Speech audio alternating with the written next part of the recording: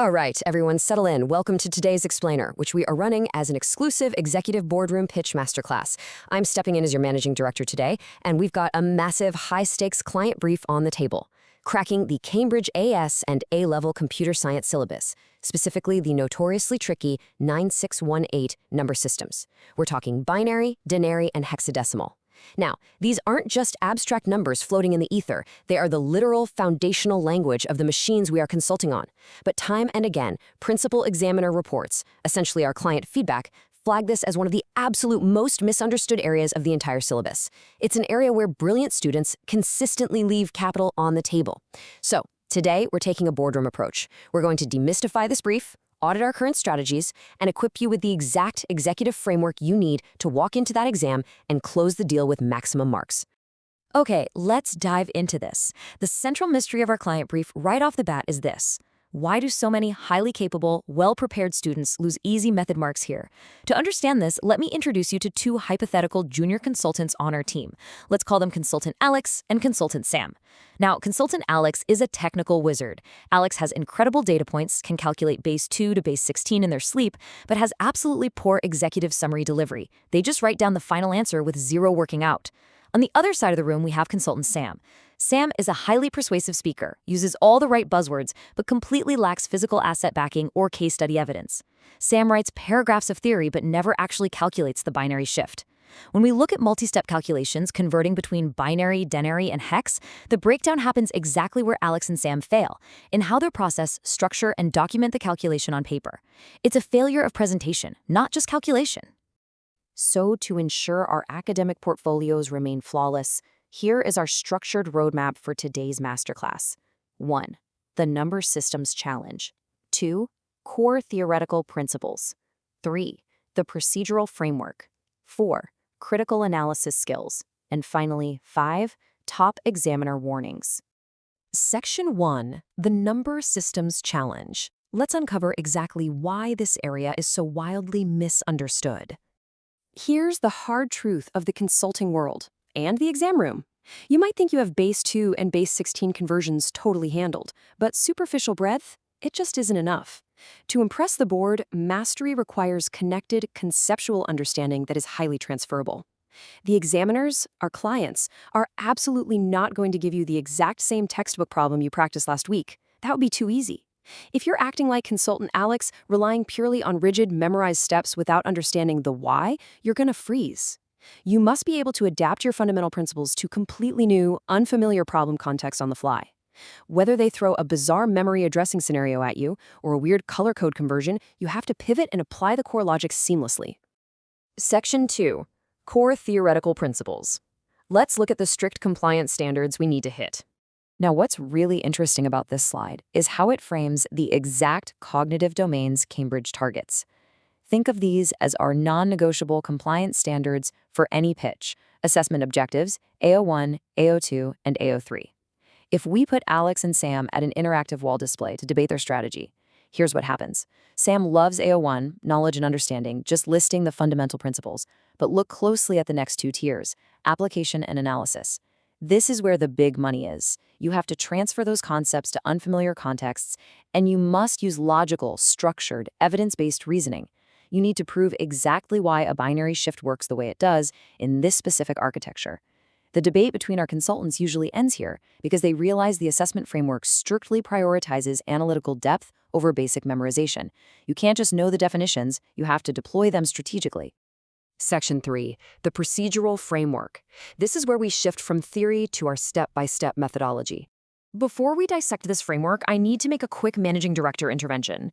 To ensure your academic portfolio remains highly competitive and you don't miss out on our top-tier consulting insights, take a second right now to subscribe to our channel at Ace the Exams and enable those notifications. We drop weekly executive insights that you simply cannot afford to miss. All right, let's resume. Let's look at the 4 pillars of algorithmic thinking. First, step-by-step decomposition. You are breaking down a massive algorithmic process into bite-sized, manageable pieces. Second, appropriate data structure selection. Third, efficient code implementation. And fourth, rigorous testing. I cannot stress this enough. Skipping any single step in this workflow is exactly what leads to cascading, catastrophic errors in your binary and hexadecimal conversions. If you don't decompose the problem first, your implementation will be fundamentally flawed. And this brilliantly illustrates the standardized sequence for systematic processing. Imagine Alex and Sam are writing a mock proposal paragraph, and it's just a mess of numbers. As the MD, I step in and teach them how to align their syntax with what we call a formatting matrix, similar to the classic Peel method: point, evidence, explain, link. First, you identify the key elements of the question. Second, apply the relevant principles. Third, execute your analysis with crystal clear working out. That's your evidence and explanation. Fourth, verify the results. And fifth, present it in the appropriate format. Are they asking for an 8-bit binary register, a 2-digit hex code? Give the client exactly what they asked for. This sequence guarantees structural credibility. Now we arrive at the absolute gold mine of exam technique. I call it the method mark strategy. Look at me on this one. Marks are awarded for the process and clear working. Getting the right hexadecimal value at the very end of your calculation is honestly only a fraction of the battle. If you just write down 2F, you get 1 mark. If you write down the binary grouping, the conversion to Denary, and then to hex, you secure the entire bag. Executing your analysis with clear step-by-step working is your insurance policy. Even if you make a tiny, stressful arithmetic slip in the final second, a perfectly documented, structurally sound process will secure almost all your method marks. You are proving to the examiner that you are a reliable consultant, even if there was a typo in the final slide of your deck. Section 4. Critical Analysis Skills. Let's elevate to the highest cognitive tier. Welcome to the live audit workshop portion of our masterclass. I want you to imagine a 60-second visual timer ticking down on the boardroom screen right now. Case 1. You are handed an analytical data chart and a block of code parsing binary data, and you have to extract the highest value insights instantly. The client is asking you to evaluate the algorithm's quality. What do you look for? You identify time complexity, space complexity, edge cases, and crucially, you must explicitly state their direct effect on performance. How does this system handle a sudden overflow? What happens to memory usage if we feed it a continuous hex stream? True analysis isn't just saying it's fast, it's systematically deconstructing why it's efficient under pressure. Moving to case 2 in our live audit, risk assessment. Often, it'll be asked to compare 2 different conversion approaches or number systems. Where do sample answers lose structural credibility? When they just list facts. Stating binaries base 2, hexes base 16 is not an analysis, it's a trivia recital. Real comparative analysis requires drawing conclusions about relative importance by identifying both similarities and differences. You absolutely must use strong comparative connectives, words like whereas, conversely, in contrast. And you have to back up every single claim with supported evidence pulled directly from the provided scenario. Let's move forward and see how this builds into our ultimate consulting tool, the Deconstruct, Solve, Evaluate method. This workflow is bulletproof. 1. Identify the given information. 2. Break it into logical steps. 3. Solve systematically. 4. Check for reasonableness. 5. Make justified recommendations. Think about step 4. If you are converting a relatively small Denary number and your binary results span 16 bits filled with ones, step 4 should immediately trigger alarm bells. Checking for reasonableness is your internal audit. It saves you from submitting a wildly inaccurate proposal. Systematic problem-solving guarantees comprehensive, high-scoring answers every single time.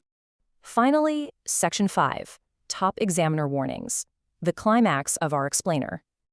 Based on years of actual examiner reports, here are the top 3 culprits rapidly bleeding marks from otherwise brilliant students. 1. Forgetting to check overflow and edge cases in binary additions. 2. Forgetting to check boundary conditions. And 3. Providing answers that are completely disconnected from the given context. When we list them out like this in the boardroom, they seem like incredibly obvious traps, right? But under the immense time pressure of the actual exam, they catch thousands of students off guard. You now have the diagnostic tools to spot these risks before they ruin your pitch. So the crucial point we need to take away is perfectly summarized by this official Cambridge Examiner alert. The classic mistake is providing generic answers not specific to the question context. Always link every point to the given scenario. Listen to me, context is king for top-tier analysis.